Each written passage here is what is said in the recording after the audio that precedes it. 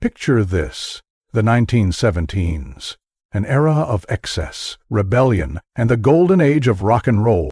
At the heart of it stood two towering legends, Jimmy Page, the master architect behind Led Zeppelin's seismic sound, and Ozzy Osbourne, the wild frontman of Black Sabbath, the band that pioneered heavy metal. For years their paths crossed in an uneasy dance of mutual respect, competition, and silent resentment. But today Page finally broke his silence, and what he had to say about Ozzy sent shockwaves through the rock world. The truth, their relationship was never what fans believed it to be.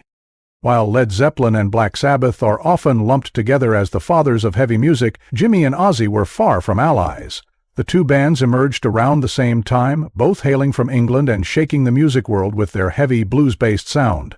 Yet, while Zeppelin's musicianship was praised as masterful, I went for the surgery because I thought I was going to get paralyzed. Black Sabbath was often dismissed as primitive, almost accidental pioneers of a genre they never intended to create. And Jimmy knew it. Ozzy, on the other hand, always felt the weight of Zeppelin's shadow looming over Black Sabbath. Page, the meticulous guitarist who wove intricate riffs with precision, was the antithesis of Ozzy, the reckless, self-destructive madman whose persona often overshadowed his musical contributions. The tension between them only grew as Zeppelin soared to godlike status, selling out stadiums worldwide, while Sabbath was plagued by inner turmoil and instability. And while Page crafted sophisticated masterpieces like Stairway to Heaven, Ozzy was busy screaming about war pigs and iron men, fighting to be taken seriously by critics. By the late 1917s, Ozzy's world was crumbling. Fired from Black Sabbath in 1979 due to his uncontrollable drug use, he was left spiraling in a haze of alcohol, cocaine, and desperation. Jimmy, who had battled his own addictions but managed to keep Zeppelin intact, saw Ozzy's self-destruction as a cautionary tale. But then something unexpected happened. Ozzy clawed his way back. Other people couldn't. All I remember, I was in absolute agony. With the help of Sharon Osbourne, he reinvented himself with Blizzard of Oz in 1980, proving he wasn't just a washed-up addict. His career soared, while Zeppelin was falling apart following the tragic death of drummer John Bonham. This was a bitter pill for Jimmy. Ozzy, the man he had once dismissed, was suddenly filling arenas, carving a solo career while Page was left wandering the ruins of Led Zeppelin's legacy, and the resentment simmered beneath the surface. Jimmy Page isn't the first nor the last to call out Ozzy Osbourne. The Prince of Darkness has left a trail of destruction and bad blood in his wake, engaging in legendary feuds with fellow musicians, industry figures, and even his own family. Ozzy's firing from Black Sabbath wasn't just about drugs. It was about power, control, and years of brewing hostility. Tony Iommi, the band's mastermind and driving force, had grown increasingly frustrated with Ozzy's erratic behavior, missed rehearsals, and unpredictable outbursts. The band had endured his wild antics for years, but by the late 1917s, his substance abuse had become more than a personal issue. It was interfering with the music. The decision to fire Ozzy was not made lightly, but when it happened, it was brutal. There were no heartfelt goodbyes, no emotional reconciliations, just a cold, calculated split that left Ozzy bitter and furious. He later lashed out at Iommi, calling him a control freak who had pushed him out of the band he helped build.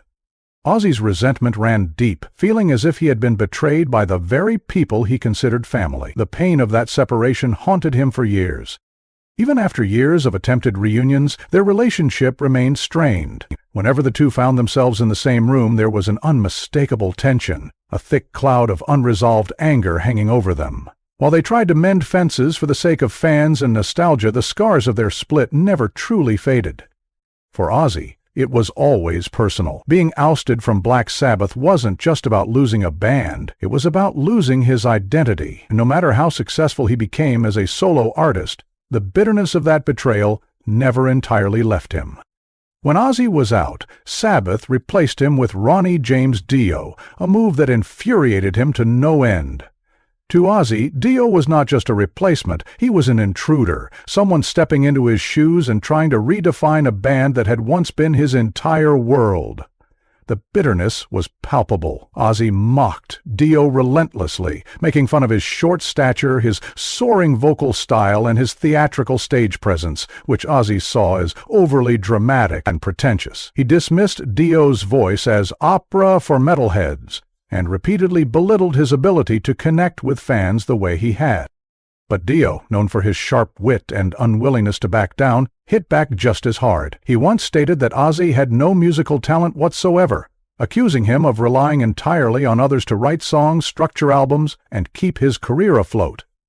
The two men exchanged barbs for years, their feuds spilling over into interviews, media appearances, and even the attitudes of their fan bases.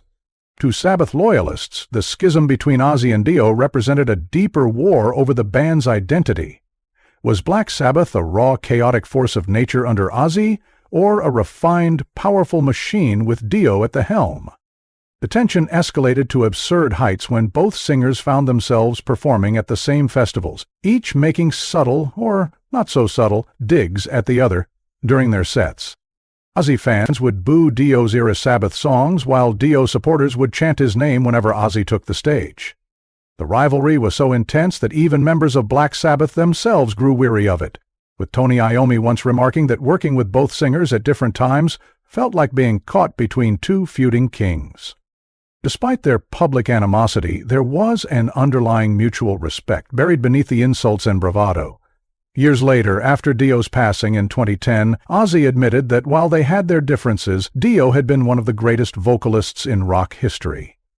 But during their lifetimes, their war of words became the stuff of legend, a battle between two titanic egos that added yet another layer of chaos to Ozzy's already tumultuous career. In the mid-2000s, Ozzy found himself at war with Iron Maiden's Bruce Dickinson.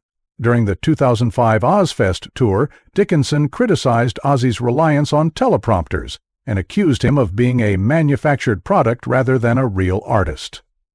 Dickinson, known for his sharp tongue and refusal to hold back, made it clear that he saw Ozzy as more of a media personality than a true frontman. His jabs were relentless, questioning Ozzy's credibility and even suggesting that his entire career had been propped up by those around him rather than by his own talent. Sharon Osbourne, never one to take an insult lightly, retaliated in the most public and theatrical way possible. During Maiden's set at Ozzfest, she orchestrated an elaborate act of sabotage, cutting the power mid-performance, throwing eggs at the band, and instructing audience members to boo Dickinson. It was a moment of sheer chaos, one that went down as one of the most infamous incidents in metal history. Fans were divided. Some saw it as an unfair attack, while others relished in the sheer spectacle of rock star pettiness reaching new heights. The feud didn't end there. Dickinson doubled down, calling the Osbournes a circus act and accusing them of turning the metal world into a reality show spectacle. Ozzy, for his part, largely stayed silent, perhaps because he knew that, in some ways, Dickinson wasn't entirely wrong. The entire fiasco cemented their rivalry in rock lore, a bitter war of words that neither side would soon forget. Ozzy's personal life has been no less chaotic. His marriage to Sharon, while seemingly unbreakable, has been riddled with infidelity, substance abuse, and domestic turmoil. In 2016, his affair with a hairstylist nearly ended their decades-long marriage. Publicly humiliated, Sharon kicked him out, only for the two to reconcile after months of therapy. But that was far from the first time their marriage was rocked by scandal. Ozzy's countless infidelities over the years, his destructive behavior, and even his brushes with the law had put their relationship through the ringer. There were incidents of domestic violence, periods where Sharon had to distance herself, and moments when divorce seemed inevitable. Yet, time and again, they patched things up, their toxic love story playing out in the public eye like a never-ending rock opera of chaos and reconciliation. His children, too, have faced struggles growing up under his massive shadow. Jack and Kelly Osbourne have both battled addiction, struggling to carve out their own identities while carrying the weight of their father's infamous legacy. Their upbringing, captured in the wildly successful reality show The Osbournes, painted a picture of a dysfunctional, out-of-control household where fights, meltdowns, and substance abuse were a daily occurrence. But behind the humor and outrageous antics, there were real scars, emotional wounds that even fame and fortune couldn't heal. Even outside of his immediate family, Ozzy's personal chaos extended to his relationships with former managers, record labels, and industry insiders. Accusations of financial mismanagement, lawsuits, and public outbursts have made him one of rock's most unpredictable figures. His long-standing battles with sobriety have led to numerous relapses, forcing him to cancel tours and disappoint fans time and time again. Jimmy Page's recent revelations about Ozzy may have shocked fans, but in truth they only confirm what has long been known. Ozzy Osbourne is one of rock's most controversial, unpredictable figures. He has feuded, fought, and faltered, yet he has also survived. While Jimmy's career was built on precision and careful craftsmanship, Ozzy's was built on chaos. One is a composer, the other a madman. And perhaps that's why their paths were always destined to collide. Today, Ozzy remains a rock legend, not despite his scandals, but because of them.